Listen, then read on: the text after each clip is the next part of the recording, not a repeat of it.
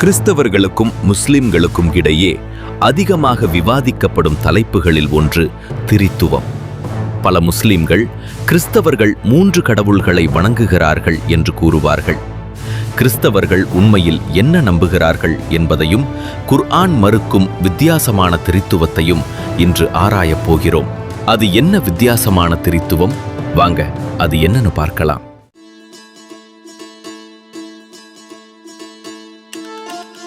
முதலில் திரித்துவம் பற்றி பைபிள் உண்மையில் என்ன போதிக்கிறது என்பதை புரிந்து கொள்ள வேண்டும். பிதா, குமாரன், பரிசுத்த ஆவி, இது 3 தேவன்கள் அல்ல. ஒரே தேவன் 3 நபர்களில் வெளிப்படுகிறார் என்பதே வேதாகம போதனை. மத்தேயு 28:19 இயேசு இவ்வாறு கூறுகிறார்: பிதா, குமாரன், பரிசுத்த ஆவியின் நாமத்திலே ஞானஸ்நானம் கொடுங்கள். கவனியுங்கள், இங்கே எந்த மனிதனும் இல்லை.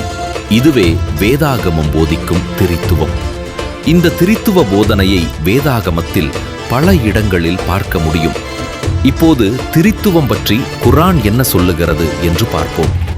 சூரா 4:171 இறைவன் 3 என்று கூறாதீர்கள், இதை விட்டு விலகிக் கொள்ளுங்கள்.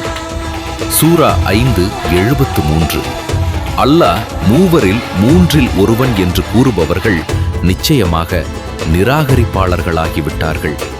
பின்னர் சூரா 5:116 அல்லாஹ் இயேசுவிடம் ஒரு கேள்வியை கேட்கிறார்.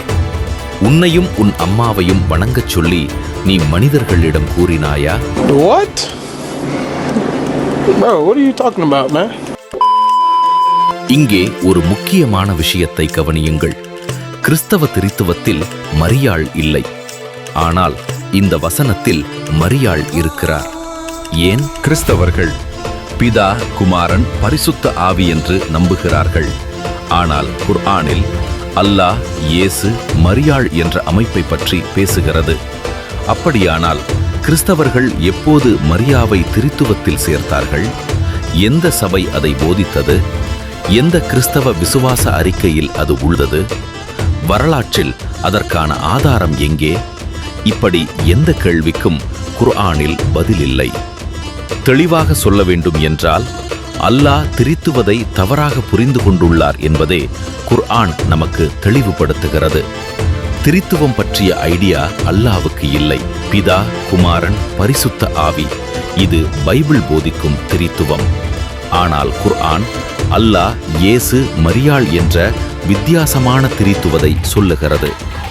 ஏனெனில் குர்ஆனில் எங்கும் பிதா, குமாரன், பரிசுத்த ஆவி என்ற பைபிள் சொல்லும் திரித்துவ விளக்கம் காணப்படவில்லை. இதில் வேடிக்கையான சம்பவம் ஒன்று இருக்கிறது. அது என்னவென்று நீங்களே பாருங்கள்.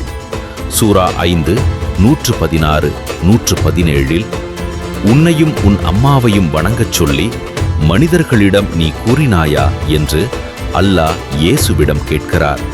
உடனே இயேசு இல்லை என்று பதிலளிக்கிறார். அதை கேட்ட அல்லாவும் சரி என்று ஏற்றுக்கொள்கிறார். இயேசு, அதாவது ஈசா சொன்னதை அடிப்படையாய் எடுத்துக்கிட்டு முடிவுக்கு வந்துடுறாரு. இதுல எந்த கிராசிக்கையும் நடத்தல. ஆனால் புதிய ஏற்பாட்டில் இயேசு ஒருபோதும் என்னையும் என் தாயாரையும் வணங்குங்கள் என்று கூறியதே இல்லை. இயேசுவின் சீஷர்களும் அப்படி போதிக்கவில்லை. ஆரம்ப கிறிஸ்தவ சபையும் அப்படி போதிக்கவில்லை. இதிலிருந்து நமக்கு என்ன தெரிகிறது என்றால், அல்லாஹ்வுக்கு திரித்துவம் என்றால் என்னவென்றே தெரியவில்லை. பைபிள் சொல்லும் பிதா, குமாரன், பரிசுத்த ஆவியாகிய திரித்துவம் பற்றி குர்ஆனிலும் ஹதீஸ்களிலும் எந்த ஒரு இடத்திலும் இல்லை. பிதா, குமாரன், பரிசுத்த ஆவியாகிய இந்த திரித்துவதை சொல்லி நேரடியாக இதை மறுக்கும்படியான ஒரு வசனமும் குர்ஆனிலும் ஹதீஸ்களிலும் இல்லை என்பதே ஆணித்தரமான உண்மை. கிறிஸ்தவர்கள் நம்பாத ஒரு திரித்துவத்தை உருவாக்கி அதை மறுப்பது எளிது. ஆனால் கிறிஸ்தவர்கள் உண்மையில் நம்பும் திரித்துவத்தை எடுத்துக்கொண்டு அதை மறுப்பதுதான் சவால். குர்ஆன் உண்மையிலேயே கிறிஸ்தவ திரித்துவத்தை புரிந்து கொண்டு மறுக்கவில்லை, என்னவென்று தெரியாமலேயே மறுக்கிறது. ஆகையால் இஸ்லாமிய சகோதரர்கள் ஒருவேளை உங்களிடம் திரித்துவம் பற்றி கேள்வி எழுப்பினால் முதலில் குர்ஆனிற்கு திரித்துவம் என்றால் என்னவென்று தெரியுமா என்று கேள்வி கேட்டு இந்த வசனங்களை சுட்டிக்காட்டுங்கள். நிச்சயம் அது அவர்களுக்கு பயனுள்ளதாக இருக்கும். கர்த்தர் உங்களை ஆசீர்வதிப்பாராக.